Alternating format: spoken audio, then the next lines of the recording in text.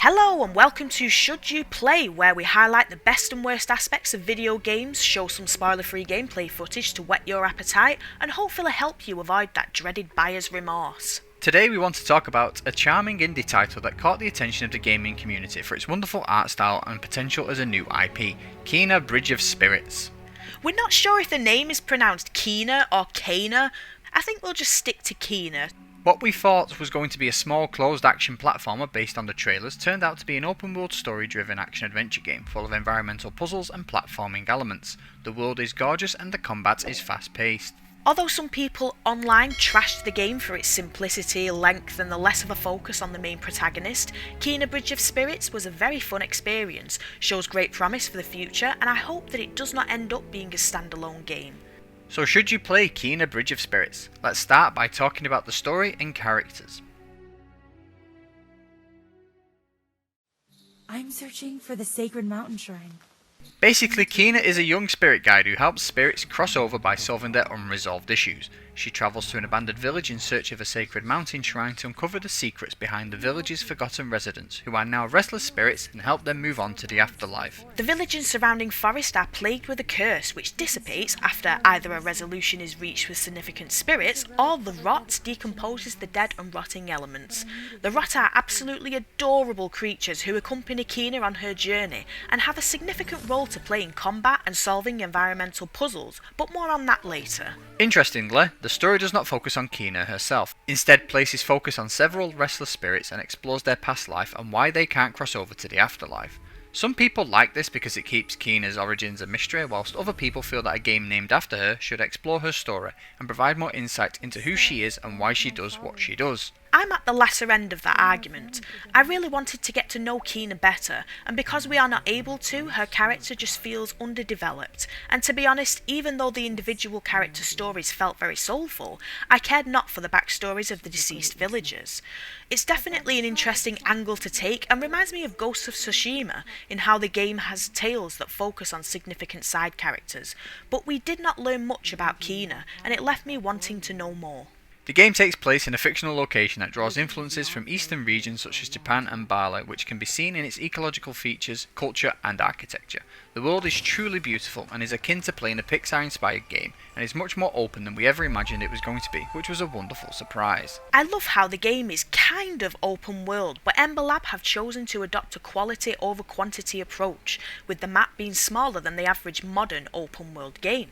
It doesn't feel too big or too small, and the game isn't too long either. It took me approximately between 6 to 10 hours to complete, which is refreshing since a lot of the lengthy JRPGs and RPGs that I play require you to invest an immense amount of time into them, and still sometimes offers less value than Kena offers. Next, let's talk about the combat. We will try to keep this as spoiler free as possible. The combat is live action and reminiscent of Horizon Zero Dawn in how you control the bow, execute melee attacks and how the character moves and rolls around the battlefield. Kena is primarily equipped with a staff for melee combat, a bow for ranged combat, and the rot plays a significant role when it comes to special attacks you can unlock. The skills you can unlock are brilliant.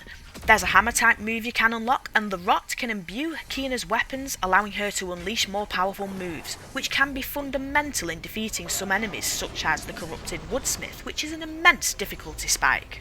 Speaking of the difficulty, that was one element that I feel was not executed very well. Even on normal mode, the game felt like it was overly challenging for normal casual players looking for a balanced gameplay experience. I'm sure there are people out there that love harder games, but I genuinely hate being challenged too much in games. I'm a proud easy moder, and even on easy mode I often found myself stuck at certain points because it felt like such a big difficulty spike. I feel like the difficulty could deter some players who are expecting a very easy ride playing what looks like a chilled out kids game, but it's a wolf in sheep's clothing. The relaxed vibe of the game largely contrasts with how difficult some boss battles are, and they can be controller-breakingly hard. Another gripe of mine is that sometimes the jumping mechanic feels slightly off. Sometimes you think you are going to make a jump and end up falling to your death. One thing I wish they would have included in the game is the ability to customise Kena's weapons and outfits. It felt like there should have been more RPG elements, more purchasable items instead of just cute hats for the rot, and bigger rewards for collecting things and exploring. Perhaps this is something that Ember Lab could consider if there is a sequel, alongside providing more of an insight into Kina herself. The last thing we want to talk about is the environmental puzzles. Normally, I'm not keener on this kind of thing, but the environmental puzzles and platformer elements in this game are really good. Ember Lab found a way to make each area feel fresh and interesting, with the addition of new skills that can be used to traverse the environment. Every time I unlocked a new skill, it felt like more of the game opened up for me, and I was able to return to areas that I previously explored and figured out something I couldn't figure out before, such as why some rocks were shiny. The use of the rots and special abilities to traverse the environment and solve the puzzles was refreshing and unique. The rot can be controlled by Kina, and she can command them to move objects, imbue her bow so she can zipline to blue flowers, and much more. I just really wish they weren't called rot. The game is well thought out and executed brilliantly. This episode's quite a short one, but to be honest there's not much else to discuss. The game is excellent, and apart from our gripes about difficulty and the fact that Kina herself was unexplored, the game is pretty flawless, especially for a new IP from an indie game developer. Paints us overall impressed. So, should you play Kina Bridge of Spirits? 100% yes. The game appeals to a wide audience, is very fun, graphically gorgeous, and it has never been that expensive either, being an indie title. Unlike Biomutant, that regrettably went with full AAA pricing for a brand new risky indie IP that unfortunately doomed the game before it started. If you have already played Kina, then let us know your thoughts in the comments and whether you agree with our assessment. Stay tuned on the channel for more Should You Play episodes to gain spoiler-free reviews of recent, new and upcoming games. I've been Heather. And I've been Craig. This is Amalgamingle, and thanks for watching.